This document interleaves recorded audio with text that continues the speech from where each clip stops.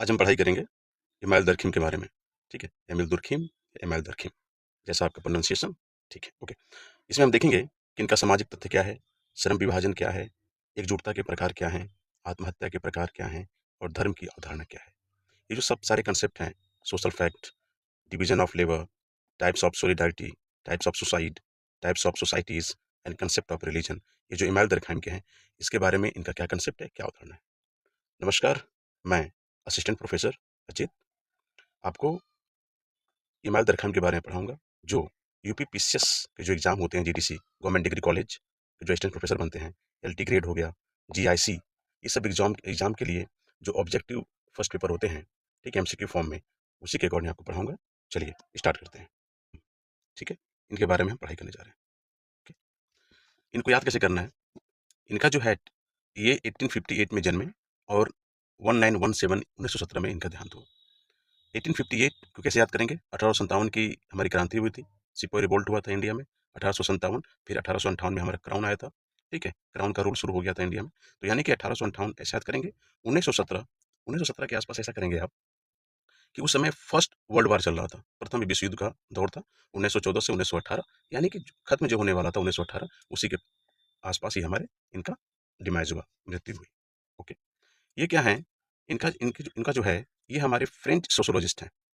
ठीक है, फ्रांस के पहले सोशलिस्ट माने जाते हैं और ये पहले तो धार्मिक थे, लेकिन जैसे इनकी पढ़ाई हुई उसके बाद ये हमारे सेकुलर बन गए और रैशनल बन गए। ठीक है, यानी कि सभी धर्म के बारे में इनका बराबर सम्मान था और तार्किकता को साथ लेके ये चलना शुरू कर दिया।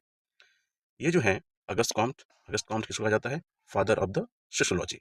ठीक है, तो अगस्त कॉम्ट और हर्बर्ट स्पेंसर से बहुत ज़्यादा प्रभावित हुए थे, बहुत ज़्यादा इन्फ्लुएंस थे, और उसके बाद उनसे इन्फ्लुएंस्ड होके इन्होंने सोशोलॉजी को एक साइंटिफिक डिसिप्लिन में डेवलप करने के लिए इन्होंने कदम उठाया और उस पर अपना कंसेप्ट दिया। इसलिए इनको फादर ऑफ मॉडर्न सोशोलॉजी भी कहा जाता है। ओके?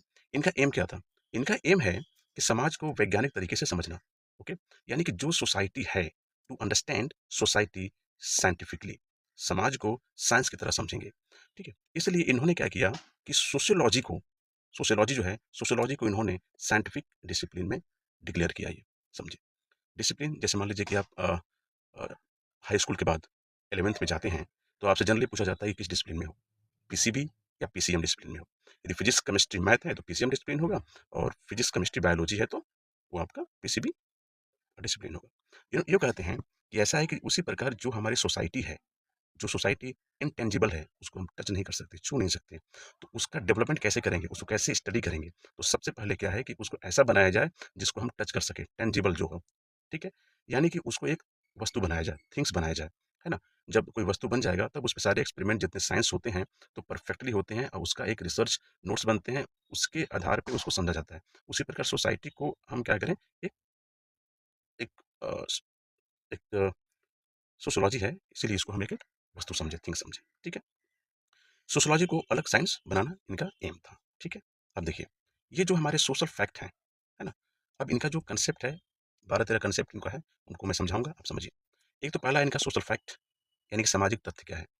फैक्ट मतलब ये होता है, आप ये समझिए कि फैक्चुअल, लोग बोलते हैं कि अभी तक फैक्चुअल नॉलेज आपके पास होनी चाहिए। फैक्चुअल नॉलेज यानी कि जो फैक्ट है वो होने चाहिए। जैसे आदमी के दो पैर हैं, फैक्ट है। सूर्य है, ठीक है, वो फैक्ट है क्योंकि वो दिखाई पड़ता है ना? और भगवान हैं, ये भगवान फैक्ट नहीं है, क्योंकि आस्तिक हैं, नास्तिक हैं, दोनों तरह के लोग रहते हैं यहाँ पे। तो जो चीज़ें हैं उसका बस एक ही कंसेप्ट रहेगा। जैसे आदमी को 2 पैर हैं, 2 पैर हैं, वो चाहे इंग्लैंड का हो, पाकिस्तान का हो, इंडिया का हो, सबके 2 पैर हैं। ठीक है? लेकिन भगवान के साथ वो फैक्ट नहीं है। ठीक है? पीएम मोदी देश के पीएम हैं, ठीक है? फैक्ट है। ओके। तो जो सोशल फैक्ट है, जो सामाजिक तथ्य हैं, जैसे सामाजिक तथ्य क्या हैं? कानून, ठीक है? ट्रेडिशन, परंपरा, धर्म, भाषा, संस्कृति, रिचुअल्स, ये सब हमारे सामाजिक तथ्य हैं। ये क्या होता है कि जो सामाजिक तथ्य होते हैं वो हमारे एक्सटर्नल, कोएर्सिव और जनरल, यानी कि क्या होता है कि ये बाहर से इसको आप ऑब्जर्व कर सकते हैं। एक्सटर्नल जो सामाजिक तथ्य है उसको आप बाहर से देख सकते हैं, है ना? उसको बाहर से आप समझ सकते हैं, है ना? उसको बाहर से मेजर कर सकते हैं और उसको क्लासिफाई कर सकते हैं आप। ये हमारा सोशल फैक्ट एक्सटर्नल हो गया। कोर्सिव है, बलपूर्वक उसको इम्प्लीमेंट किया जाता है। जैसे कोई लॉ है, ठीक है? लॉ को इम्प्लीमेंट करने के लिए, ठीक है, हम बलपूर्वक प्रयोग करते हैं। जैसे धारा 144 लग जाता है, ठीक है? ओके, कोई एक्ट बन जाता है, किसी काम को करवाने के लिए कोई एक्ट बन जाता है, ठीक है? जैसे अभी 103 कॉन्स्टिट्यूशनल अमेंडमेंट एक्ट 2019 में पास हुआ, उसमें ईडब्ल्यूएस को 10% रिजर्वेशन दिया गया। जब तक कोई एक्ट पास नहीं होता तब तक ईडब्ल्यूएस को हम रिजर्वेशन नहीं देते, ठीक है। लेकिन उसको पास किया गया, यानी कि पहले वो हमारा एक्ट बना, और जब हमारा एक्ट बना तब उसके बाद हम बलपूर्वक फोर्सफुली उसको इम्प्लीमेंट किए, ठीक है। तो वो हमारा सोशल फैक्ट है, ये सामान्य है, ठीक है, लैंग्वेज है, जो भाषा हम बोल रहे हैं, ठीक है, ये सब चीज़ें हमारे क्या है, समाज तत्व में आते हैं। अब ये जो एक्सटर्नल है और कोएर्सिव और जो जनरल हैं, ठीक है, जिस तरीके से हम सोशल फैक्ट को इम्प्लीमेंट करते हैं, वो क्या करता है कि इंडिविजुअल बिहेवियर को चेंज करता है, ठीक है। अब जैसे अभी क्या है, एक इंसिडेंट लेंगे कि कहा जाता है कि आप रोड पे 10 बजे के बाद या 8 बजे शाम को 8 पीएम के बाद लड़कियां या औरतें रोड पे नहीं घूम सकती हैं। क्यों? क्योंकि कोई उनको छेड़ सकता है, हरासमेंट कर सकता है, कोई कमेंट कर सकता है, आदमी, मतलब मेन बॉयज, ये सब, ठीक है। आप एक काम कीजिए कि आप ऐसा एक्सटर्नल फोर्स लेके आइए, एक्सटर्नल, आप स्टडी कर लिए, कोएर्सिव, ऐसा बलपूर्वक आप एक लॉ बनाइए जो उनका इंडिविजुअल का जो छेड़ते हैं वो ना छेड़े। तो मान लीजिए कि आप एक लॉ बना दिए हैं, ठीक है, उसमें ये कर दिए हैं कि जो स्ट्रीट है उस पे आप कैमरा लगा दें, कैमरा लगा दिए हैं आप, उसके बाद उसमें रिकॉर्डिंग हो रही है, तो 8, 10, 12, 2 बजे रात को भी उस स्ट्रीट, उस रोड पे यदि महिला जाएंगी और कैमरा में वो रिकॉर्डिंग होता रहेगा, तो जो पहले छेड़ता था लड़का, ठीक है, या जो भी कोई है, वो अब छेड़ने से बचेगा, ठीक है। क्यों बचेगा? क्योंकि उसको डर आ गया। डर कहाँ से आ गया? लॉ से, ठीक है। लॉ किसने इंप्लीमेंट किया? गवर्नमेंट ने। वो क्या था? एक्सटर्नल। कैसे किया? बलपूर्वक, वर्षिप, ठीक है। तो उससे क्या हो गया कि जो इंडिविजुअल का बिहेवियर है वो हमारा चेंज हो गया, ठीक है। ओके, सेकेंड पॉइंट है इनका मेथोडोलॉजी, यानी कि जो सोसाइटी को, जो सोसाइटी को सोशल फैक्ट की तरह ये कोशिश कर रहे हैं, थिंग्स की तरह समझने की कोशिश कर रहे हैं, तो ये थिंग्स जो है ऑब्जेक्ट की तरह, उसको कैसे समझेंगे, उनका मेथोडोलॉजी क्या है। तो इन्होंने कहा कि जो सोसाइटी है, जो समाज है, को थिंग्स की तरह देखें। जो सोसाइटी है, समाज जो है, उसको वस्तु की तरह आप देखिए, पहली बात। उसके बाद जो सोशल फैक्ट है, जो सोशल फैक्ट है, must be treated as things, ठीक है। जो भी फैक्ट है, जैसे रिलीजन हो गया, जो हमारे लॉ हो गया, जो हमारे ट्रेडिशन होंगे, जो हमारे भाषा हो गए, उस सबको आप एज ए वस्तु समझिए, ठीक है। वस्तु मतलब कार हो गया, मोबाइल हो गया, फ्रिज हो गया, एसी हो गया, ये सब चीज़ें होंगे ना। तो आप एसी फ्रिज जब इस तरीके से कैटेगराइज कर लेंगे तो उसके बारे में आप सही से रिसर्च कर सकते हैं, उसके बारे में जानकारी आप करेक्ट कर सकते हैं। उसी प्रकार जो सोशल फैक्ट है, मान लीजिए रिलीजन, तो रिलीजन को आप थिंक समझिए, फिर आप देख लीजिए। ये जो है इनका, ये तो एज ए थिंग्स की है। उसके बाद ये है कंपेरेटिव स्टडी, कंपेरेटिव मेथड। इनका जो आप देखेंगे इमाइल दरखाइम का, कि कंपेरेटिव मेथड यानी तुलनात्मक विधि से ये कंपेयर किए हैं।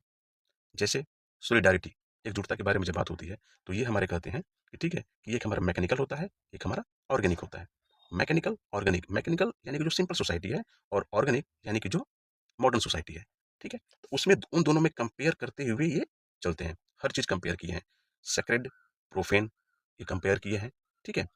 फंक्शन, फंक्शन भी देखेंगे तो ये कंपेयर किए हैं। तो इनकी जो मेथोडोलॉजी होती है वो कंपेरेटिव मोड में रहती है, और उसी से स्टडी करते हैं, ठीक है। ओके, थर्ड पॉइंट है डिवीजन ऑफ लेबर। जो डिवीजन ऑफ लेबर है, श्रम विभाजन, ये इनका बहुत ही इंटरेस्टिंग पॉइंट है। ये कहते हैं कि कोई भी सोसाइटी, सोसाइटी है, कोई भी सोसाइटी जितनी कॉम्प्लेक्स रहेगी, जितनी सोसाइटी कठिन बनती जाएगी, वो हमारे directly proportional to, directly proportional to आप पढ़े होंगे, directly proportional to division of labour. यानी यदि सिंपल सोसाइटी है तो डिवीजन ऑफ लेबर कम होगा, और यदि सोसाइटी कॉम्प्लेक्स है तो उसका डिवीजन ऑफ लेबर अधिक रहेगा। कहने का मतलब यही है, डायरेक्टली प्रोपोर्शनल टू, ये हमारा क्या है, डायरेक्टली,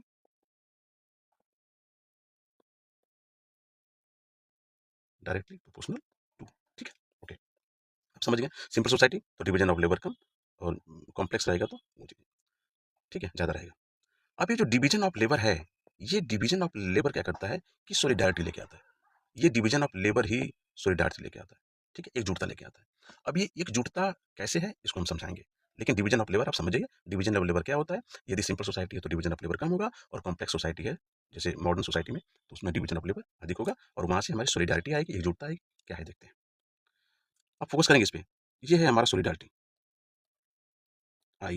IDARITY, सॉलिडारिटी। दो तरह के सॉलिडारिटी होते हैं, एक होता है मैकेनिकल सॉलिडारिटी, और एक होता है ऑर्गेनिक सॉलिडारिटी, ठीक है।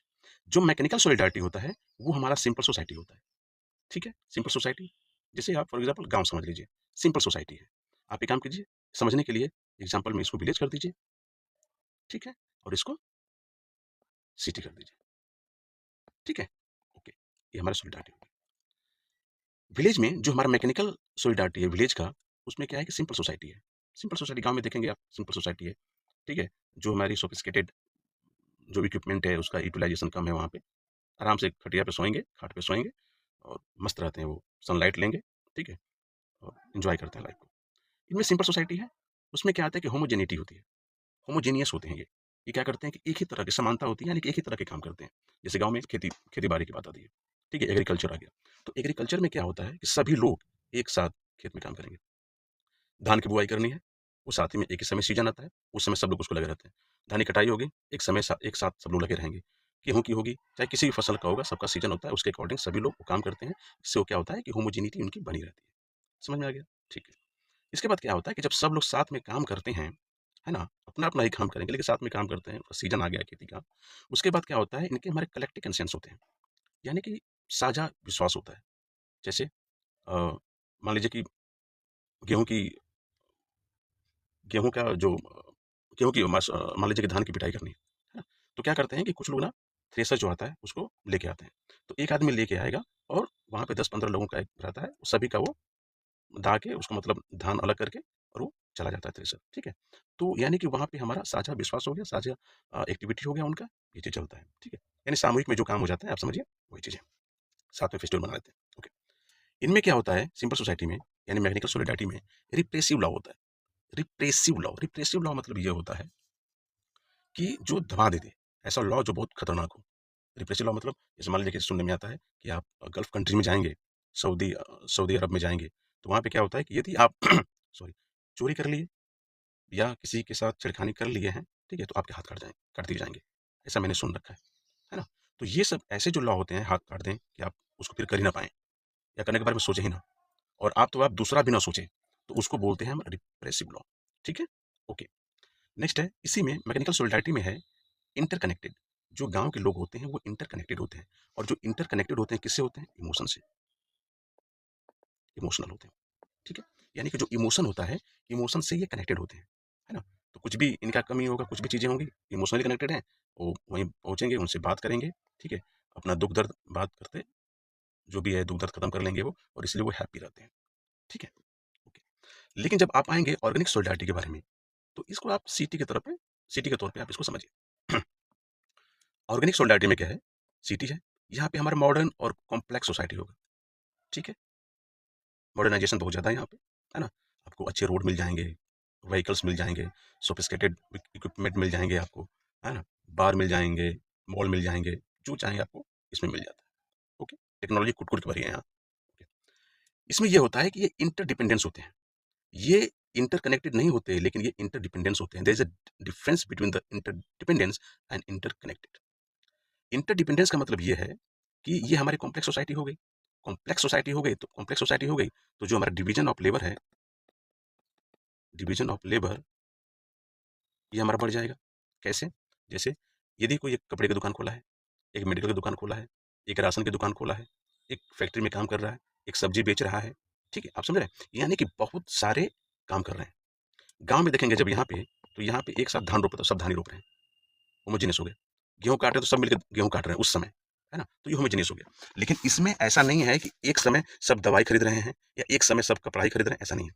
यहाँ पे डिवीज़न ऑफ लेबर है ना? उस फॉर्म में। तो अब क्या होता है कि इनके पास तो टाइम नहीं है इमोशनली कनेक्टेड होने का, तो ये क्या करते हैं कि मान लीजिए आप गए, ठीक है? आप कपड़ा खरीद लिए, कपड़ा खरीदे तो कपड़े वाले को पैसा दिए, कपड़ा वाला पैसा लिया, उसकी जो ज़रूरत है सब्ज़ी की, तो सब्ज़ी वाले के पास गया, सब्ज़ी वाले को पैसा दिया, सब्ज़ी लिया, सब्ज़ी वाले के पास पैसा गया, सब्ज़ी वाला को दवा लेना है, मेडिकल स्टोर गया, वहाँ से दवा लिया, मेडिकल स्टो पैसा उसको मिला, मेडिकल स्टोर वाले के पास पैसा मिला, मेडिकल स्टोर वालों को कुछ खाने के लिए सामान लेना है, फिर वो राशन की दुकान पे गया, पैसा दिया। यानी कि ये इनका इमोशन नहीं है यहाँ पे, इमोशन नहीं है, लेकिन मनी मनी, पैसा यहाँ रोल करता है और यहाँ इमोशन प्ले करता है, ठीक है? तो इसलिए हमारे इंटरडिपेंडेंस होते हैं, एक दूसरे पे आश्रित होते हैं, पैसा देते हैं और अपना काम चलाते हैं, ओके? इसमें क्या होता है कि इंडिविजुअल डाइवर्सिटी होती है। आप मैकेनिकल सॉलिडरिटी में देखेंगे तो हम हमारा इंडिविजुअल डाइवर्सिटी नहीं होती है, लेकिन ऑर्गेनिक सोसाइटी में इंडिविजुअल डाइवर्सिटी होती है। जैसे होता क्या है, आप शहर में देखेंगे एक बच्चा है 10 साल का, ठीक है? वो शहर में घूम रहा है, वो हमारा कॉम्प्लेक्स सोसाइटी देखा है, कई तरह के लोगों को देखा है, कई तरह के लोग कैसे मोबाइल यूज करते हैं, कैसे बात करते हैं, कैसे ऑटो में जाते हैं, कहाँ कहाँ घूमते हैं, ये सब इसको पता है, क्योंकि डाइवर्सिटी है। तो उस बच्चे के अंदर डाइवर्सिटी कूट कूट के भर गई है। गाँव का बच्चा है, गाँव का बच्चा क्या देख रहा है? खेती-बाड़ी देख रहा है, ठीक है? चक रोड देख रहा है, कच्ची रोड देख रहा है वो, ठीक है? तो उसके पास डाइवर्सिटी कम होगी, लेकिन इस बच्चे के पास डाइवर्सिटी अधिक होगी। इसलिए आप जहाँ भी रहें, बच्चों को जो डाइवर्सिटी है, ठीक है? उसको आप दीजिए। आप गाँव में रह रहे हैं, तो जो आज का सोशल मीडिया है, इंटरनेट आपके पास है, आप सब कुछ उसको ऑनलाइन प्रोवाइड कर सकते हैं। ओके, सब कुछ मतलब सब कुछ नहीं, लिमिट है। ओके, इसके बाद देखिए, इसमें जो लॉ होगा, यहाँ पे देखेंगे विलेज में रिप्रेसिव लॉ होता है, लेकिन यहाँ पे हमारा रेस्टिट्यूटिव लॉ होता है। ये जो हमारा रेस्टिट्यूटिव लॉ होता है, ये क्या होता है? इसका मतलब होता है कि रिफ़ॉर्म करना, ठीक है? इसका मतलब ही होता है रिफ़ॉर्म करना, ठीक है? रिस्टार्ट करना, रिफ़ॉर्म करना। जैसे रिफ़ॉर्म करने का मतलब ये है कि अभी इंडियन लेबर कोड रिफ़ॉर्म आया है, ठीक है? उसमें ये है कि कोई कंपनी 300 से कम एम्प्लॉयी को निकालती है, तो गवर्नमेंट का अप्रूवल नहीं चाहिए, ठीक है? ओके, तो यहाँ पे क्या है कि वो 300 तक निकाल सकता है, तो गवर्नमेंट का अप्रूवल नहीं चाहिए, कोई प्रॉब्लम नहीं है। लेकिन यदि उससे ज़्यादा चाहिए, 300 से अधिक एम्प्लॉयी निकालता है, तो उसको गवर्नमेंट का अप्रूवल चाहिए। तो वो हमारा रिस्टोर करेगा वो। ये लॉ जो बना है हमारा, इंडियन लेबर कोड रिफॉर्म, ये रिस्टोर करेगा, ठीक है? इसमें क्या होता है कि जो कोर्ट्स हैं, कोर्ट है हमारा, वो रिस्टोर करता है ऑर्डर थ्रू कंपनसेशन और नॉन प्यूनिटिव मीन्स। जैसे हमारा सिविल लॉ हो गया, कमर्शियल लॉ हो गया, ठीक है? यदि आप सिविल लॉ का कोई लॉ ब्रेक कर रहे हैं, तो उसको आपको पनिशमेंट मिल जाएगा, ठीक है? लेकिन आपका हाथ नहीं काटा जाएगा, आपको मृत्युदंड नहीं दिया जाएगा तुरंत। जैसा हमारा, क्योंकि वो रिप्रेसिव लॉ हो जाते हैं। और ये हमारा रेस्टिट्यूट, यानी कि कुछ आपको पनिशमेंट मिलेगा एज ए कंपनसेशन, ठीक है? और बस हो गया आपका, रिफॉर्म हो जाएगा वो, ठीक है? रिस्टार्ट हो जाएगा, ठीक है? ये सब आई होप ये आपको समझ में आ गया होगा, ठीक है? फोर्थ वन देखेंगे हम, कलेक्टिव कंसेंस, ये आप जानते ही हैं, सामूहिक चेतना, ठीक है? इसमें क्या होता है कि जो सामूहिक चेतना होती है, ठीक है? ये ट्रेडिशनल सोसाइटी में स्ट्रांग होता है। ट्रेडिशनल सोसाइटी यानी कि गाँव की सोसाइटी जो है, फॉर एग्जांपल आप समझिए एग्जांपल से, कि जो ट्रेडिशनल सोसाइटी होती है, उसमें हमारे सामूहिक चेतना बहुत स्ट्रांग होती है। लेकिन मॉडर्न सोसाइटी में हमारा ये कमज़ोर होती है, ठीक है? क्योंकि यहाँ पे लोग इंटरकनेक्टेड होते हैं, इंटरकनेक्टेड, और यहाँ के लोग इंटर डिपेंडेंट, ठीक है? ठीक है? इसलिए हमारा ये चीज़ आ गया, आप इसको समझ गए।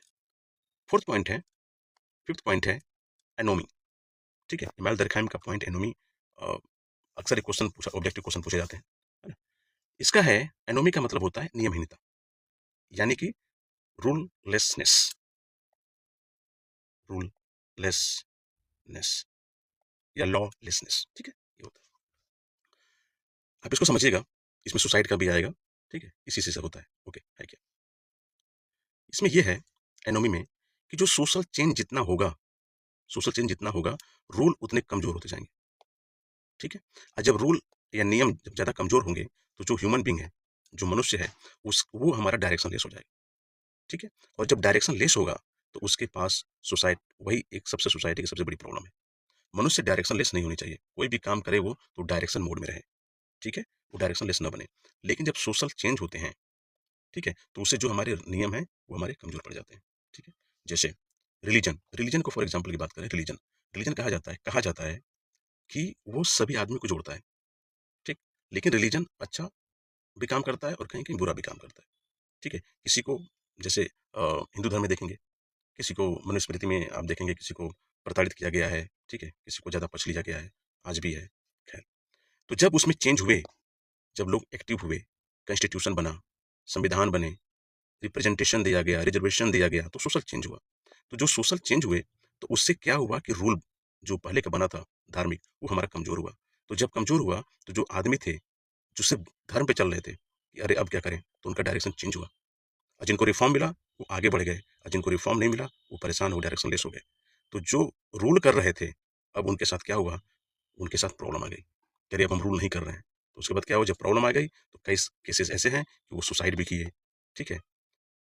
उनको प्रॉब्लम होती है, ठीक है? और जब प्रॉब्लम होगी तो सुसाइड करेंगे। ये सब जो चीज़ें हैं, मेनली आपको दिखाई पड़ेगी। ये समझाने के लिए धर्म को लेके एक्सप्लेन किया हूँ मैं। लेकिन ये इंडस्ट्रियल कॉन्फ्लिक्ट जो है, इसको जोड़ा जा सकता है, ठीक है? ओके। यानी कि जो भी चेंज होगा, तो प्रॉब्लम लेके आएगा, ठीक है? तो जब ये प्रॉब्लम है, तो सुसाइड और इंडस्ट्रियल कॉन्फ्लिक्ट से जोड़ सकते हैं इसको आप, ओके। सिक्स्थ पॉइंट है, ये जो सुसाइड के बारे में बात करेंगे, यही सुसाइड, इसको हम एक्सप्लेन कर रहा हूँ मैं। ये सिक्स्थ पॉइंट है इमाम खान का, सुसाइड थियरी, आत्महत्या धारणा क्या है, ठीक है? सुसाइड थियरी को इन्होंने 4 टाइप्स में इन्होंने कैटेगराइज़ किया है, ठीक है? पहला है इगोइस्टिक सुसाइड, दूसरा है अल्ट्रुइस्टिक सुसाइड, थर्ड वन है एनोमिक सुसाइड, और हमारा फोर्थ वन है फैटलिस्टिक सुसाइड। ठीक है, थैंक यू। देखिए ईगो, यहाँ समझिए ईगो, ईगो समझ गए? ठीक है। ईगो में ये होता है ईगोइस्टिक सोसाइटी में कि इसमें सोशल इंटीग्रेशन कम होता है। यानी कि एक आदमी ऐसा है जो सिर्फ अपने में रिजर्व रहता है वो, ठीक है? सोसाइटी से उसका मिलना-जुलना कम है। तो जब उसका सोशल इंटीग्रेशन कम होगा, तो वो यदि कोई ऐसा दुःख में पड़ा या कोई प्रॉब्लम आ गई, तो अपनी बातें शेयर नहीं कर पाता है, और उस केस में वो क्या करता है, यदि सुसाइड कर लिया, तो उसको हम इगोइस्टिक सुसाइड कहेंगे। ठीक है? जिसका समाज से मिलना-जुलना कम होता है, इकलौता रहता है, अकेले रहना पसंद करता है, और यदि सुसाइड कर लिया किसी कारणवश, तो उसको हम इगोइस्टिक सुसाइड कहेंगे। ठीक है? सेकंड वन है बी, अल्टरुइस्टिक सुसाइड। इसमें क्या होता है कि जस्ट इसके अपोजिट होता है, अपोजिट है ये। ये सोशल इंटीग्रेशन इसका बहुत हाई रहेगा। ठीक है? तो मूवी में देखे होंगे, बॉलीवुड के जो पुराने मूवी है उसमें ये देखे होंगे, ठीक है? कि कोई गुंडा है, पूरे गाँव को घेर लिया है। उसमें एक आदमी कहता है कि ठीक है, ये मुझे पकड़ने आया है, तो गाँव वालों को कोई खतरा ना हो, इसलिए वो कहता है कि अपने को आत्मसमर्पण कर देता है। ठीक है? तो वो हमारा क्या किसके लिए? कि हमारे गाँव के जितने 100, 200, 300 जो लोग हैं, उनका कुछ ना हो। तो उनकी भलाई के लिए वो अपने को सैक्रिफाई करता है। ठीक है? तो एक तरीके से वो हमारा सोशल इंटीग्रेशन उसका सोसाइटी से बहुत अच्छा है। इसलिए वो सुसाइड करने जा रहा है, वो मरने जा रहा है वो, तो हमारा अल्टरुइस्टिक सुसाइड हो गया। ठीक है? पूरे ले लैंग्वेज में आपको समझा रहा हूँ मैं। ठीक है? सी आएगा point anomic suicide. Anomic suicide का मतलब ये होता है कि जो हमारे रेगुलेशंस होते हैं, ठीक है? नियम जो होते हैं, ठीक है? वो हमारा जो होता है बहुत कम होता है। यानी कि इसमें नॉर्मलेसनेस होता है। एनोमिक सुसाइड की बात हो रही है, इसमें रेगुलेशन बहुत कम होता है ना? और यानी कि नियम इसमें है ही नहीं। जैसे एग्ज़ाम्पल में आप देखेंगे 1929 की बात हो रही है। इसमें जो हमारा जो ट्रेडिंग का है स्टॉक मार्केट की बात कर रहे हैं, मार्केट एक क्रैश हो गया था, गिर गया था पूरा। तो इसमें क्या हुआ कि 1929 में जो स्टॉक मार्केट जो अभी हम ट्रेडिंग करते हैं लोग, वो पूरा कोलैप्स हो गया, ढह गया। तो उसमें कम से कम अनुमानन ये है कि 23,000 लोग मरे, डाइड, 23,000। तो जब क्यों? क्योंकि हमारा स्टॉक मार्केट क्रैश हुआ था। यदि उस समय सेबी यदि सही से कंट्रोल की होती, रेगुलेट की होती, तो ये क्रैश नहीं हुआ होता है, कोलैप्स नहीं हुआ होता। और जब कोलैप्स नहीं हुआ तो इतने लोग डाइड, मरे नहीं होते। यानी कि एटॉमिक सुसाइड नहीं हुआ होता। ठीक है? तो किसके कारण? इसके रेगुलेशन के कारण। इसका रेगुलेशन क्या था? बहुत। सेबी का रेगुलेशन क्या था? बहुत कम था। तो सेबी का रेगुलेशन कम था, तो नॉर्मलेसनेस थी, तो इसलिए जो सुसाइड हुई, इतने लोग मरे, तो उसको हम एटॉमिक सुसाइड कहेंगे। ठीक है? ओके। नेक्स्ट वन है फैटलिस्टिक सुसाइड। फैटलिस्टिक सुसाइड में ये होता है कि सोशल रेगुलेशन की बात कर रहे हैं, रेगुलेशन यहाँ पे हाई होता है। जैसे स्लैब, दास, ठीक है? मान लो बंधुआ मजदूर हो गए। बंधुआ मजदूर का ये है कि ठीक है, कोई उसको 10,000 रुपया दिया और कहा कि ठीक है, जब तक तुम पेमेंट मेरा 10,000 रुपया नहीं दे रहे हो, तो तुम मेरे यहाँ काम करोगे और तुमको पैसा भी नहीं देंगे। अब आपके यहाँ वो काम कर रहा है और उसको पैसा भी नहीं मिल रहा है, ठीक है? तो वो तो आपको पेमेंट कर नहीं पाएगा, यानी कि उस चक्र में फँस गया है। तो जब फँस गया है, यानी कि उस रेगुलेशन में फँस गया है, वो निकल नहीं पा रहा है, तो फ्रस्ट्रेट होके क्या करेगा? सुसाइड करेगा, तो वो हमारा फेटलिस्टिक सुसाइड कहलाएगा। ठीक है? ओके। नेक्स्ट 7th वन पे आएँगे। 7th पोज़ीशन पे है, पॉइंट है रिलिजन एंड टोटेज़म। ठीक है? इमाम दरखाइम ने रिलीजन के बारे में और टोटेज़म के बारे में भी बहुत अच्छा कंसेप्ट दिया है। पहले वो रिलीजियस थे, लेकिन जैसे उन्होंने इमाम दरखाइम पढ़ाई की, उसके बाद वो रैशनैलिटी की तरफ मूव हुए और सारे रिलीजन को इक्वल स्पेस देना शुरू किया अपने लाइफ में। ठीक है? उन्होंने क्या किया, रिलीजन को समझाया कि रिलीजन जो है, रिलीजन की जो बेस है ना? जो पिलर है, मेन पिलर सेंटर जो है, वो हमारा सोसाइटी है। यानी कि ऐसा नहीं कि रिलीजन से सोसाइटी है, नहीं, रिलीजन रिलीजन से सोसाइटी ये नहीं है, बल्कि सोसाइटी से रिलीजन, ये सही है। बड़ा अंतर है।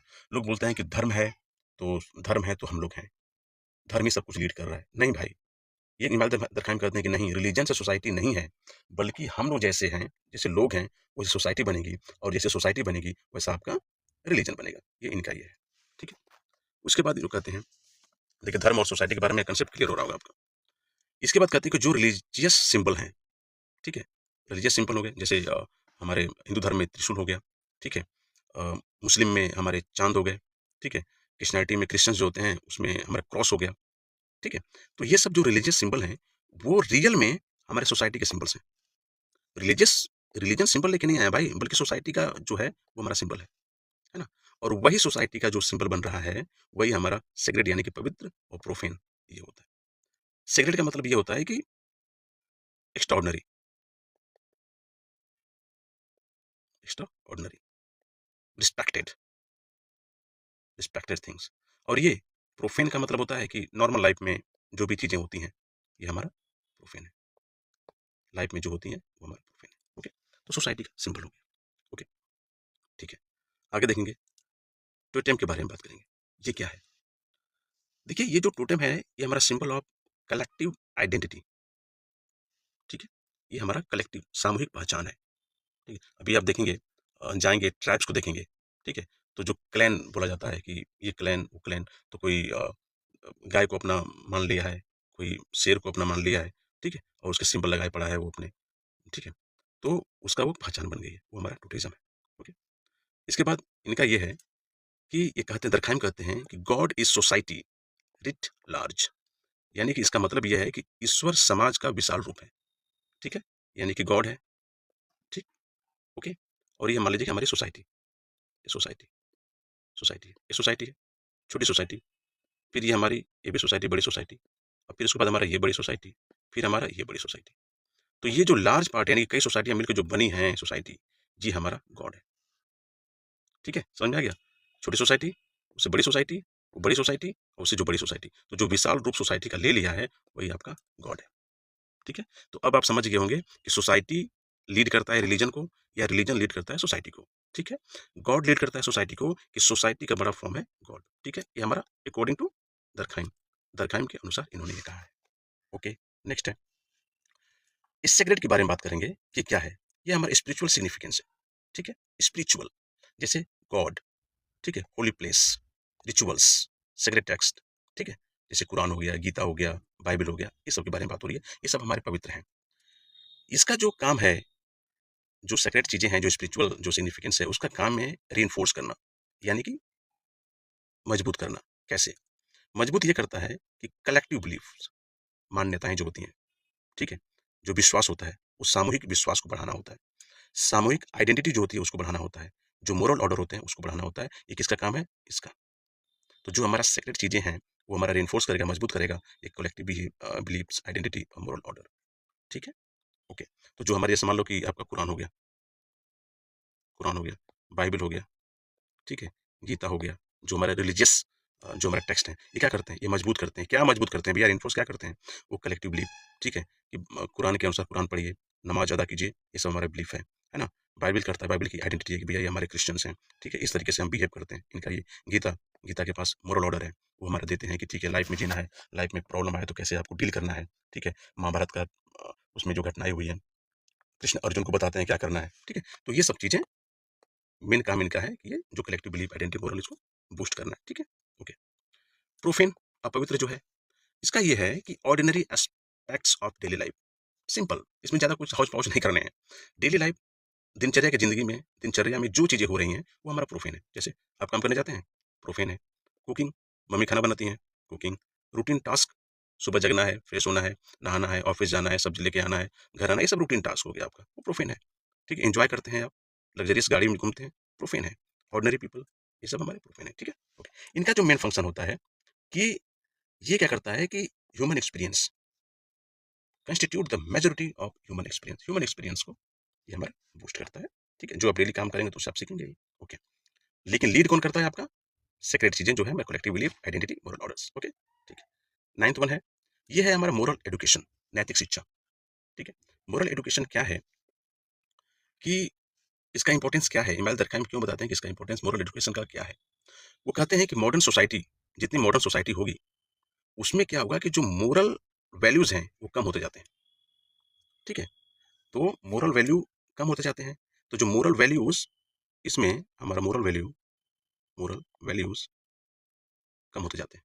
जैसे आप देखेंगे कि जो मैकेनिकल और ऑर्गेनिक सोलिडारिटी के बारे में बात करेंगे, आप आइए, मतलब गांव और शहर की जो बात करेंगे, तो गांव में देखेंगे कि जो लड़के होते हैं बहुत संस्कारी होते हैं, है ना? माँ बाप की बात मानना, माँ बाप का पैर दबाना, जो कहते हैं वो सही से ओबे करते हैं। लेकिन आप देखें कंपैरेटिवली शहर में उतना नहीं होते हैं वो। क्यों? क्योंकि मॉडर्न सोसाइटी में ये हमारा डिग्रेड होता है, मोरल जो वैल्यू है वो हमारी कम होती है। तो मोरल वैल्यू कम होती है, यानी कि उनका मोरल एडुकेशन कम हो रहा है, इसको एम ले रहे हैं मोरल, और इसे एडुकेशन कम हो रहा है। तो स्कूल में इसलिए क्या कहा है कि मोरल एडुकेशन के लिए स्कूल की जिम्मेदारी है कि मोरल एडुकेशन को बढ़ाए, ठीक है? क्यों? क्योंकि ये कहते हैं, इमाइल दरखाम कहते हैं कि education is the mirror of society. जैसा एडुकेशन मिलेगा बच्चों को, वैसे ही आपकी सोसाइटी डेवलप होगी, है ना? तो जैसा शिक्षा देंगे, सोसाइटी का वो मिरर दर्पण है वो, समझ में आएगा, ठीक है? तो अब क्वेश्चन आएंगे मोरल एजुकेशन में इमाम दरखाम में क्या है, तो उनमें ये है कि जो मॉडर्न सोसाइटी है उसमें मोरल वैल्यू और मोरल एजुकेशन डिग्रेड होता है, कम होता है, इसलिए स्कूल की रिस्पॉन्सिबिलिटी है कि मोरल एजुकेशन उसको बढ़ाए। Education is the mirror of society, ठीक है? ओके।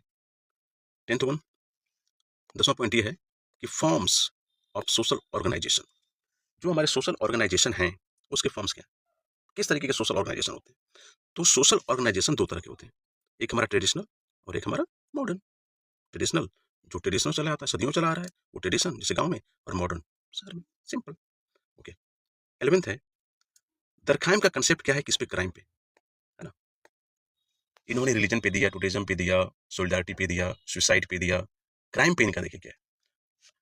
आप, यदि आपसे पूछा जाए कि क्राइम क्या है, तो आप कहेंगे क्राइम बहुत खराब है सर, क्राइम नहीं होनी चाहिए। लेकिन ये कहते हैं कि नहीं, जो क्राइम है, जो हो रहा है, ये भी नॉर्मल है, सामान्य है, और नॉर्मल तो है ही, साथ में ये हमारा फंक्शनल भी है। यदि कोई एक क्राइम होता है, मान लीजिए कैसे क्राइम हुआ, मान लीजिए किसी का मर्डर हो गया, ठीक है? यदि मर्डर हो गया, तो क्या होगा, जिसका मर्डर होगा उसका परिवार, उससे जुड़े हुए लोग, उससे जुड़ी हुई उसकी सोसाइटी, उससे जुड़ा हुआ उसका रिलीजन उसके एक साथ हो जाएगा। जब साथ होगा, तो जिसने मर्डर किया उसके अगेंस्ट में काम करेगा, ठीक है? यानी फंक्शनल करेगा। और उसके बाद क्या होगा कि उससे क्या होगा कि एक समाज में जाएगी कि यदि कोई मर्डर किया है तो उसके अगेंस्ट में लोग इतना विरोध में उतर गए हैं, इलेक्शन नहीं लड़ पाएगा, ठीक है? क्योंकि वोट नहीं मिलेगा उसको। उसके बाद पुलिस कार्रवाई करेगी मर्डर पे, ठीक है? तो इससे ये होता है, ये वो फंक्शनल मतलब ये है सिंपल, कि आप क्राइम करेंगे तो दूसरा को कुछ सीखने को मिलेगा और दूसरा सचेत होगा, यानी कि ये फंक्शनल भी है, ठीक है? ओके। ये हमारा नॉर्मल और फंक्शनल है क्राइम, ठीक है? ऑब्जेक्टिव में यदि आएंगे क्वेश्चन, तो किधर क्राइम का कंसेप्ट क्या है क्राइम पे, और यदि ऑप्शन ए रहा नॉर्मल एंड फंक्शनल, इसी पे आप क्लिक कीजिएगा, ठीक है? ओके। अब ये नॉर्मल एंड फंक्शनल है, तो उससे क्या होता है? ये जो है मोरालिटी को डिटरमाइन करता है, ठीक है? और परिवर्तन को प्रेरित करता है, ठीक है? जैसे मैंने आपको समझाया कि जो मर्डरर है उसके अगेंस्ट में लोग इकट्ठा होंगे, ठीक है? और उसको जेल डालने के लिए, ठीक है, या कार्रवाई करवाने के लिए लोग एक दूसरे को प्रेरित करेंगे, उससे होगा, ये हमारा फंक्शनल काम करेगा, ठीक है? ओके। 12th पॉइंट है इसका, state, law and authority. Email दरखाइम का कंसेप्ट क्या है स्टेट के प्रति, लॉ के प्रति और अथॉरिटी के प्रति, है ना? इनका ये है कि जो सामूहिक चेतना है उसका ये रिप्रेजेंटेटिव है, प्रतिनिधि है। ये कहते हैं कि जो हमारे स्टेट है, लॉ है, और जो अथॉरिटी बनी है, अथॉरिटी इसलिए बनी है कि जो वहाँ के लोग हैं, ठीक है, सामूहिक का, उनको वो रिप्रेजेंट कर रहा है। कोई भी लॉ है, कोई भी लॉ बना है, सपोज मान लीजिए SC ST एक्ट, ये बना, ठीक है? उसके बाद 1/3 कॉन्स्टिट्यूशनल अमेंडमेंट एक्ट, EWS, ये बना, ठीक है? तो जब ये सब हमारे बने हैं एक्ट, ठीक है, तो एक्ट बने होंगे, स्टेट बनाया होगा, है ना? ये लॉ बन गया, स्टेट बनाया होगा, स्टेट अथॉरिटी को दिया होगा कि आप इसको इम्प्लीमेंट करें। तो अथॉरिटी किसको इम्प्लीमेंट करेगा? जो वहाँ का कलेक्टिव कलेक्टिव कंसेंस होंगे, उसको इम्प्लीमेंट करेगा, ठीक है? तो ये रिप्रेजेंटेटिव होते हैं, ठीक है, कलेक्टिव के। ओके। कंक्लूजन, इतना आप पढ़े हैं, 12 पॉइंट इनका पढ़े हैं क्या क्या। अब क्या ऐसा कंक्लूजन, कंक्लूजन ये है, जितना ऊपर आप पढ़ाई किए हैं उसी को मैं निष्कर्ष लेके आ रहा हूँ, मैं कंक्लूड कर रहा हूँ। पहला इनका, जो सोसाइटी को साइंस डिसिप्लिन मानता है, बनाया इसने, इन्होंने ही बनाया है, ठीक है? सोशल फैक्ट है को बेस मानकर बताया है कि जो मॉडर्निटी में जो सोलिडारिटी, रिलीजन, एजुकेशन, रूल, इस सोसाइटी को स्टेबल करते हैं, ये इंपॉर्टेंट है, ठीक है?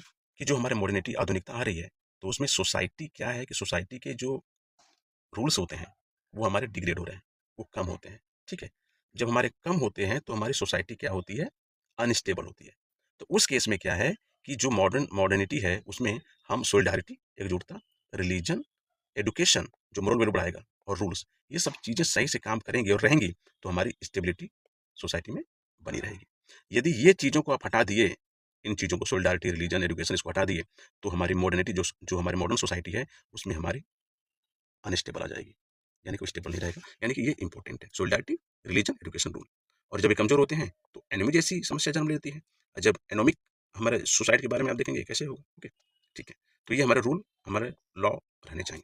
आगे आइए, जो इनका सोशोलॉजिकल थॉट है ना, ये 3 पिलर पे काम करता है, मेनली 3 पिलर पे, ठीक है? पहला एक सोशल फैक्ट्स, आप समझ ही गए हैं। सोशल सॉलिडारिटी बिल्कुल समझ गए हैं। मैकेनिकल एंड ऑर्गेनिक और साइंटिफिक स्टडी ऑफ सोसाइटी ये भी समझ गए हैं कि हमारा सोशोलॉजी एज ए डिसिप्लिन की तरह हमें पढ़ाई करना है। ठीक है, तो ये जो 3 पिलर हैं इसी पेन का मेन थॉट था। कौन-कौन? सोशल फैक्ट, सोशल सॉलिडारिटी और हमारा साइंटिफिक। ये फैक्ट, सॉलिडारिटी और साइंटिफिक खत्म, है ना? इस पे आप समझ जाएँगे 3 पिलर पे ही काम करता है। अब क्या है कि ये सोशल फैक्ट है, इसको समझाऊँगा कि सोशल फैक्ट है क्या? देखिए, ये जो सोशल फैक्ट है ना?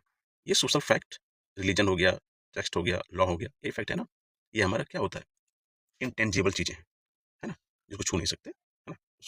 ये कहता है कि जो सोशल फैक्ट है, ये हमारे नॉर्मल होते हैं और हमारे पैथोलॉजिकल होते हैं। नॉर्मल और पैथोलॉजिकल में क्या है? पैथोलॉजिकल ज़्यादा मत एक ट्रिक दे रहा हूँ समझिए। आप पैथोलॉजी में कब जाते हैं? पैथोलॉजी में आप जाते हैं जब आप बीमार पड़ते हैं। जब तक आपकी बॉडी नॉर्मल कंडीशन में है, तब तक आप पैथोलॉजी में अपने को चेकअप कराने नहीं जाते हैं। आपका ब्लड, यूरिन चेक कराने पैथोलॉजी डिपार्टमेंट में आप नहीं जाते हैं।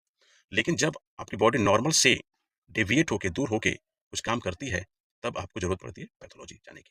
ठीक है? ओके। मतलब ये समझ जाइए कि वहाँ तक आप समझ गए? ये दिमाग में आपका ट्रिक बैठ गया? अब आइए इस कांसेप्ट पे। नॉर्मल ये होता है कि वाइड स्प्रेड इन सोसाइटी, जो सोसाइटी में पूरा फैला हुआ है, सबको समान लग रहा है, कोई डिफरेंट नहीं है, कुछ अलग नहीं हो रहा है, तो ये वाइड स्प्रेड फैला हुआ है। ठीक है? ओके। जैसे क्राइम, क्राइम क्या है कि नॉर्मल बिहेवियर है इन सोसाइटी, ठीक है? कौन बोलते हैं? इमारत क्राइम बोलते हैं। ठीक है? जैसे सुकरात ने है, जो सुकरात थे, उस समय के जो नॉर्म्स था, उसको उन्होंने चैलेंज किया। तो जब उन्होंने चैलेंज किया उस समय, तो उनको मृत्युदंड दे दिया गया। ठीक है? वो लोग समझे कि क्राइम कर दिए हैं ये। ठीक है? लेकिन जब ये सुकरात साइंटिफिक अप्रोच नहीं किए होते, तो क्या आज सोशियोलॉजी को हम साइंस की तरह लेते? इनके जो थॉट्स हैं, क्या आज हम उसको पढ़ाई करते? नहीं। उस समय तो क्राइम था, सुकरात की एक्टिविटी क्राइम थी, उस दौर के जो नॉर्म्स थे उसके लिए, है ना? लेकिन वो क्या किया, वो फंक्शन के तरह तरह काम किए, ठीक है? और वो फंक्शनल अप्रोच उनका था, जिसको आज हम पढ़ाई करते हैं। यानी कि क्राइम क्या है? नॉर्मल है, behaviour society, normal behaviour society है, ठीक है? ओके। अब देखेंगे पैथोलॉजिकल में क्या है? पैथोलॉजिकल में क्या है कि ये डेविएट फ्रॉम सेक्रेड नॉर्म्स, ठीक है? जो हमारे पवित्र चीज़ें हैं, है ना? उससे जो अलग हो रहा है, अलग हट गया है, डेविएट हो गया है, डेविएशन हो गया है, वो हमारे पैथोलॉजिकल हो जैसे हाई क्राइम, एनोमी। जैसे क्या होता है सुसाइड कर लिया आप। जब आप सुसाइड कर लिए हैं, अब सोसाइटी में तो सब सुसाइड नहीं कर रहा है, यानी कि नॉर्मल चल रहा है। अब इस सोसाइटी में यदि सुसाइड करेंगे, आत्महत्या करेंगे, तो वो सोसाइटी के जो नॉर्म्स हैं उससे अलग हो गए आप, यानी डेविएट हो गए, तो वो हमारा पैथोलॉजिकल हो गया, ठीक है? तो क्वेश्चन आएँगे कि हाई क्राइम या सुसाइड वो हमारा क्या है? नॉर्मल है या पैथोलॉजिकल? तो सीधे टिक करना है ऑब्जेक्टिव में आपको सुसाइड, पैथोलॉजिकल है, ठीक है? Okay, next one. अब देखेंगे हम कि फंक्शन, फंक्शन इन सोशियोलॉजी। देखिए फंक्शन है, अभी हम किसके बारे में पढ़ाई किए थे हम? सोशल फैक्ट के बारे में। सोशल फैक्ट क्या है? नॉर्मल एंड पैथोलॉजिकल, ठीक है? अब हम पढ़ेंगे फंक्शन इन सोशियोलॉजी। जो फंक्शन इन सोशियोलॉजी है, वो हमारा नॉर्मल है, पैथोलॉजिकल है, वही है। नॉर्मल में क्या है कि जो इंस्टीट्यूशन होता है contribute positively to the social order and stability. जो भी हमारा इंस्टीट्यूशन है नॉर्मल में, जैसे हमारा क्या होगा, कोर्ट हो गया, high court, supreme court, education universities हो गई, ठीक है, स्कूल हो गए, कॉलेज हो गए, ठीक है, इलेक्शन कमीशन ऑफ इंडिया हो गया। ये सब क्या करते हैं कि ये पॉजिटिवली सकारात्मक सोच प्रोवाइड करते हैं किसके? सोशल ऑर्डर के लिए और स्टेबिलिटी के लिए, सोशल स्टेबिलिटी के लिए। ये इनका कंट्रीब्यूशन क्या होता है? पॉजिटिवली होता है, नकारात्मक नहीं होता है, सकारात्मक होता है, ठीक है? तो ये हमारे नॉर्मल हो गए। ओके, चलिए, जैसे हमारा इसमें एजुकेशन हो गया, रिलीजन हो गया, फैमिली हो गया, ये सब चीज़ें। ओके, फिर हमारा नॉर्मल क्या कहता है? नॉर्मल जो फंक्शन है सोसाइटी के, उसमें है maintain equilibrium and contribute to smooth functioning of society, ठीक है? ओके, आगे समझ में। पैथोलॉजिकल में आप जानते ही हैं, पैथोलॉजी में कब जाएंगे आप? जब डेविएट होंगे तो। डेविएशन और डिस्रप्शन विद इन इंस्टीट्यूशन, यहाँ पे क्या है? ये इंस्टीट्यूशन कंट्रीब्यूट कर रहा है, और जब विद इन इंस्टीट्यूशन में इलेक्शन कमीशन ऑफ इंडिया के काम है कि सही से इलेक्शन कराना पॉजिटिवली, लेकिन यदि ईवीएम चोरी हो रही है ना? ईवीएम से वोट चोरी हो रही है, तो ये जो इलेक्शन कमीशन ऑफ इंडिया है, ये इंस्टीट्यूशन है, जब लोग कह रहे हैं कि इलेक्शन चोरी हो रहा है, तो ये Election Commission of India as example ECI, Election Commission of India, तो इसमें क्या है? वोट चोरी हो रहा है, तो डेविएट हो रहा है, डेविएशन हो रहा है। अब ये जब डेविएशन होगा, तो ये सोशल डिफंक्शन करेगा और इनस्टेबिलिटी लेके आएगा, ठीक है? तभी तो Rahul Gandhi LOP, leader of opposition, oppose कर रहे हैं, पार्लियामेंट में मुद्दा उठ रहा है इलेक्शन कमीशन ऑफ इंडिया का। तो इससे क्या हो रहा है? सोशल हमारा डिफंक्शन हो रहा है, हमारी सोसाइटी में इनस्टेबिलिटी आ रही है, धरना प्रदर्शन चल रहा है, ठीक है? इसलिए जो हमारे इंस्टीट्यूशन है, उनका काम है कंट्रीब्यूट करना पॉजिटिवली, सही से इलेक्शन कराने, न कि डेविएशन, नहीं तो हमारा इनस्टेबिलिटी आएगी। समझ में आ गया आपको? ओके, जैसे हमारा हाई क्राइम रेट एग्जाम्पल लिख सकते हैं, हाई क्राइम रेट या एक्सट्रीम इकोनॉमिक इनइक्वालिटी, यदि हमारी आर्थिक असमानता बहुत ज़्यादा हो जाएगी, तो वो भी हमारा क्या होगा? डेविएशन होगा, तो पैथोलॉजिकल फंक्शन ऑफ सोसाइटी कहलाएगा, ठीक है? ओके, ठीक है, समझ में आ गया आपको? ये फंक्शन सोशोलॉजी, ये नॉर्मल है, पैथोलॉजिकल है, ये इंस्टीट्यूशन कंट्रीब्यूट करेगा पॉजिटिवली, ये डिबेट करेगा ये। अब चलिए, अब हम देखेंगे कि जो इमाइल दरखाइम है इनके बुक्स के बारे में, एक सीक्वेंस है उसको भी देखेंगे और उस बुक्स में क्या क्या मेन है हम देखेंगे। सबसे पहले इनकी बुक आती है the division of labour in society. एक चीज़ आप ट्रिक याद रखिएगा, ठीक है, वो ट्रिक ये है, आपको बता रहा हूँ मैं, ठीक है। देखिए, एक इमाइल दरखाइम है इनका डिवीजन ऑफ लेबर, ठीक है। जब डिवीजन ऑफ लेबर आएगा, डिवीजन ऑफ लेबर पहले डी है, तो डिवीजन ऑफ लेबर के पहले रूल्स आएंगे, ठीक है। जब रूल्स आएंगे, तो जब रूल्स यदि अच्छे नहीं होंगे तो लोग सुसाइड करेंगे, ठीक है। और जब सुसाइड करेंगे तो सुसाइड कंट्रोल करने के लिए रिलीजन आएगा, लोग रिलीजन का, धर्म का साथ लेंगे, ठीक है। ये एक्चुअली क्या है कि ट्रिक है। आप इस तरीके से यदि 4 ऑप्शन दे दिया और कहा कि इसको सीक्वेंस में कब कब ये पब्लिश्ड हुई थी उसके अकॉर्डिंग आप इसको अरेंज करें ABCD, तो आप इस तरीके से पहले याद कीजिएगा कि सबसे पहले हमारा क्या सोसाइटी थी, सोसाइटी में हमारा डिवीजन ऑफ लेबर आया, डिवीजन ऑफ लेबर कैसे हुआ, रूल्स बने, यदि रूल्स खराब बन गए तो हमारा सुसाइड हो गया, इंटरलिंक कर लीजिएगा, सुसाइड हो गया, और सुसाइड हो गया तो उसको कंट्रोल करने के लिए रीजन आ गया, ठीक है। ओके, ये हिंट है आपका, ऐसे कर लीजिएगा, ओके। तो हमारा 1893 में, है ना, डिवीजन ऑफ लेबर आया, फिर रूल्स ऑफ सोशोलॉजिकल मेथड आए, the rules of sociological method 1895 में आए, ठीक है। इसमें है, जो हम सोशल फैक्ट के बारे में बात कर रहे हैं, है ना, सोशल स्ट्रक्चर के बारे में बात कर रहे हैं, तो ये जो रूल्स ऑफ सोशोलॉजिकल मेथड है ना, ये जो सोशोलॉजिकल मेथड है, इसी में आपका सोशल फैक्ट मेंशन है, यहीं से सोशल फैक्ट के बारे में हम पढ़ाई करते हैं, इसी में, इसी किताब में, इसी बुक में लिखे हैं वो। सिस्टमैटिक अप्रोच, सिस्टमैटिक अप्रोच का मतलब है कि क्लियर डिफिनेशन दिया है इन्होंने, है ना, कि भैया ये चीज़ है तो ऐसा क्यों है। ऑब्जेक्टिव एनालिसिस दिया है इन्होंने, ठीक है। रैशनैलिटी लेके आया है इन्होंने, ठीक है। यानी कि इनका जो सिस्टमैटिक अप्रोच रहा है सोसाइटी को समझने के लिए, जैसे सोसाइटी को समझना है तो उसको आप एज ए ऑब्जेक्ट समझिए, एज ए थिंग समझिए, एज ए वस्तु समझिए, तब उसके बाद आप उसको समझ पाएंगे, ठीक है। सोशोलॉजी को हम साइंटिफिक डिसिप्लिन के मेथड पे लेके गए, है ना, तो यानी कि जो इनका अप्रोच था वो हमारा क्लियर था, डेफिनेशन और ऑब्जेक्टिव एनालिसिस, ये समझ गए। तीसरा पॉइंट है सोशल स्ट्रक्चर, इन्होंने ही दिया इसी बुक में, क्या था कि सोशल स्ट्रक्चर है कि जैसे आपका इंस्टीट्यूशन हो गया, है ना, और ऑर्गेनाइजेशन कैसे काम कर रहे हैं, कैसे चल रहे हैं, तो इसके बारे में सोशल स्ट्रक्चर का दिया है। उसके बाद इन्होंने दिया इन्फ्लुएंस ऑन सोशोलॉजी, ठीक है, सोशोलॉजी का क्या प्रभाव है, क्या पड़ा, ठीक है, उसके बारे में बताएं कि यदि by creating rules for studying social issues scientifically, influence on sociology का मतलब ये है कि इन्होंने क्या किया कि कुछ रूल बनाए, रूल्स बनाए, रूल्स ऐसा बनाए कि जिससे हम जो सोशल इशूज प्रिवलेंट हैं, रिलेवेंस हैं, जिसका रिलेवेंस है सोसाइटी में, उसको साइंटिफिकली हम स्टडी करें, ठीक है। तो जो रूल साइंटिफिकली सोसाइटी को स्टडी कर रहा है, तो यानी कि सोशल इशू को स्टडी कर रहा है, तो सोशियोलॉजी का कुछ प्रभाव पड़ रहा है सोशियोलॉजी में, तो वही है influence of sociology. Empirical research लेके आए हैं, एम्पिरिकल रिसर्च मतलब क्या होता है, डाटा होना चाहिए, ठीक है, रियल वर्ल्ड एविडेंस होने चाहिए, तब तो जाके कहीं आप स्टडी करेंगे सोसाइटी को, है ना। एम्पिरिकल मतलब फैक्ट होने चाहिए आपको, है ना, सब्जेक्टिव नहीं, ऑब्जेक्टिव होनी चाहिए, रियल वर्ल्ड एविडेंस क्या है उसको लेके करेंगे, तभी आप सोसाइटी को स्टडी कर पाएंगे। तो ये इनके the rule of sociological method में ये सब पॉइंट मेंशन जाएंगे, ठीक है। ऑब्जेक्टिव में पूछ भी सकता है कि सब कि सोशल फैक्ट किस में है, किस बुक में है, डिवीजन ऑफ लेबर में है, रूल्स ऑफ सोशोलॉजिकल मेथड में है, सुसाइड में है, elementary form of religious life, तो आपको ट्रिक करना है the rule of sociological method, okay, ठीक है। तीसरा बुक है suicide, study of sociology, study in sociology, उसके बाद हमारा ये आया, ठीक है। फिर हमारा अब सुसाइड में 4 टाइप्स के हैं, इगोइस्टिक है, अल्टुरिस्टिक है, ठीक है, एनोमिक है और फेटलिस्टिक है, ठीक है, ओके। फोर्थ है the elementary form of the religious life, ठीक है, the elementary form of religious life, ये आपको पता है कि ऑस्ट्रेलिया गए, ऑस्ट्रेलिया, जो ऑस्ट्रेलियन जो थे, ठीक है, ठीक है, ऑस्ट्रेलिया गए, और ऑस्ट्रेलिया में जो हमारा अरुणता जो इंडिजिनियस ट्राइब था, उस पर इन्होंने स्टडी किया, ठीक है। तो elementary form of religious life में 1912 में हमारा रिलीज हुआ, और 5 साल के बाद ये इनका डेथ हो गया, ठीक है, 1917 में, ओके। इसमें ये है कि जो रिलीजियस रिचुअल्स होते हैं ना, ठीक है, वो क्या करते हैं कि जो मोरल अथॉरिटी ऑफ सोसाइटी को है, वो क्या करते हैं कि इंडिविजुअल मेंबर पे अप्लाई करते हैं। Elementary form of religious life में इन्होंने लिखा है कि जो भी हमारे रिलीजियस रिचुअल्स हैं, रिचुअल्स, है ना, वो क्या करते हैं कि जो सोसाइटी की मोरल अथॉरिटी जो है ना, उसको इस पे, किस पे, इंडिविजुअल पे थोपती है ना, कहती है कि तुम ये करो, और उसी के अनुसार आदमी करता है, ओके। अच्छा, रिचुअल्स क्या होते हैं, रिचुअल्स जो होते हैं वो create a sense of belongingness, ठीक है, यानी एक दूसरे से लगाव, एक दूसरे से जुड़ाव, उसको ये रिचुअल्स जोड़ता है, ठीक है। इसके बाद रिचुअल क्या करता है कि स्ट्रेंथन सोशल बॉन्ड।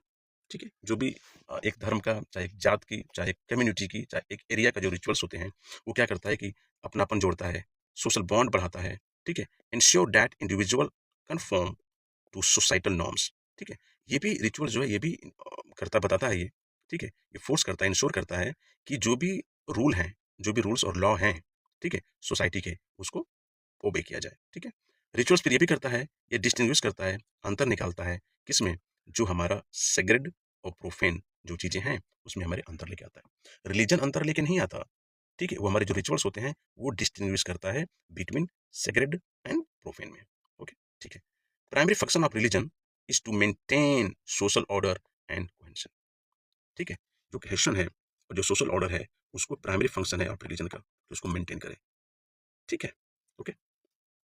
अब देखिए, आप यूजीसी नेट जो पीवाईक्यू है, प्रीवियस ईयर के क्वेश्चंस हैं, उसका एमसीक्यू का है, तो उसमें कुछ क्वेश्चन पूछे गए हैं, तो उसको पूछ देता है कि सीक्वेंस क्या है मॉडर्न सोसाइटी का, उसको अरेंज कीजिए। ठीक है, फिर कभी पूछ देगा classification of society in evolutionary sequence, वो पूछ देगा क्वेश्चन। ठीक है, तो उसी को समझाने की कोशिश कर रहा हूँ मैं। ठीक है, ओके। अब ये है,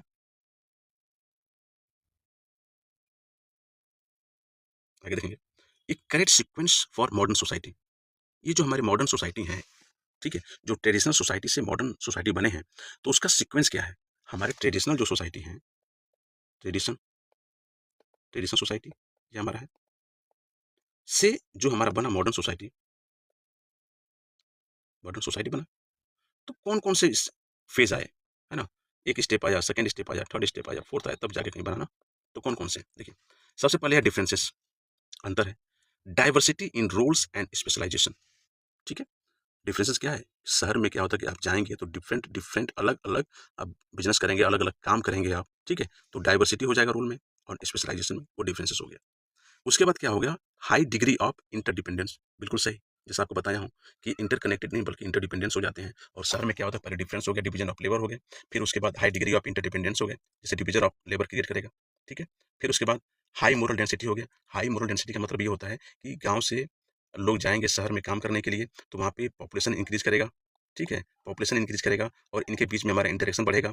तो जब पॉपुलेशन इंक्रीज करेगा और उनके बीच में कॉन्टैक्ट बनेंगे, इंटरेक्शन होगा, तो ये बहुत मोर कॉम्प्लेक्स होगा। कैसे, जैसे एक हमारा बहुत बैकवर्ड एरिया से शहर में गया।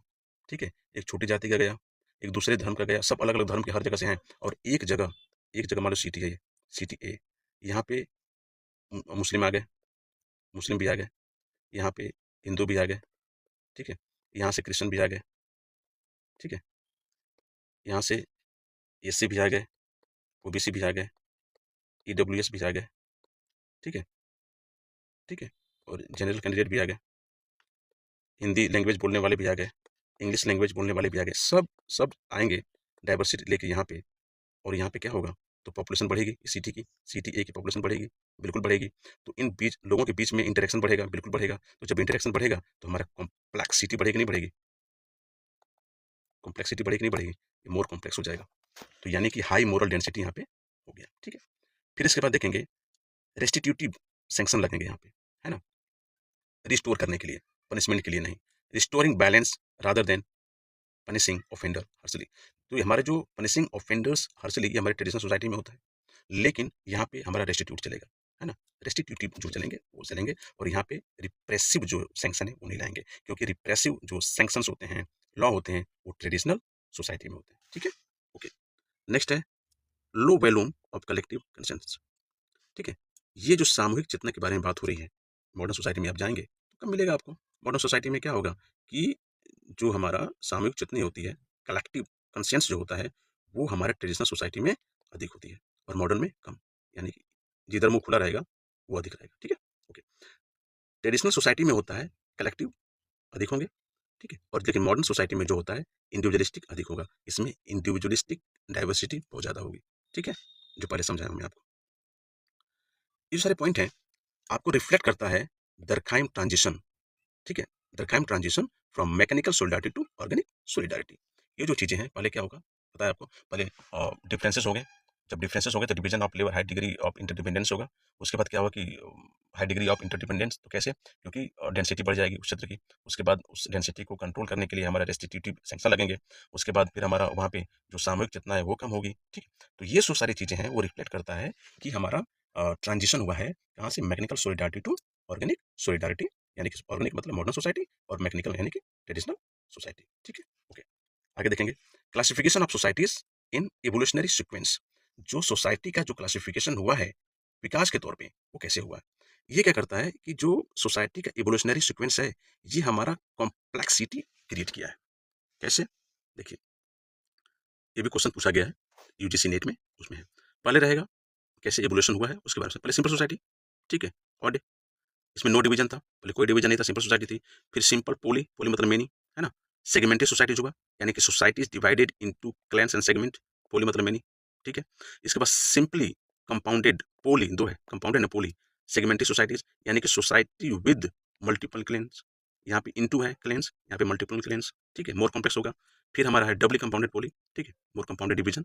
और ये जो सारी चीजें हैं, this sequence reflect Durkheim understanding of societal evolution from simplicity to complexity, है ना? ये जो पॉइंट है, ए बी सी डी, यही है कि पहले हमारा सिंपल सोसाइटी, पहले सिंपल सिंपल सोसाइटी, फिर सिंपल, फिर यहाँ पे सिंपल। तो सिंपल सोसाइटी, सिंपल पोली सेगमेंटेड, सिंपल कंपाउंडेड पोली, फिर डबली कंपाउंडेड, ये हो जाएगा, ठीक है। तो इससे क्या हो जाएगा कि हमारा जो दरखाम का अंडरस्टैंडिंग था सोसाइटल एवोल्यूशन, सोसाइटी कैसे विकास की है फ्रॉम सिंप्लिसिटी टू कॉम्प्लेक्सिटी, वो इनका ये मेथड था, ठीक है। समझ में आ गया? ओके, यही है आपका। आप इसको ऐसे ले सकते हैं, स्क्रीन शॉट भी ले सकते हैं और आप इसको देखिए, इस तरीके से मैं आपको पढ़ाया हूँ। तो दोस्तों, आज की वीडियो में बस इतना ही। उम्मीद है आपको सारी बातें समझ में आई होंगी। यदि वीडियो पसंद आए तो लाइक और शेयर जरूर करें और चैनल को सब्सक्राइब करें। धन्यवाद।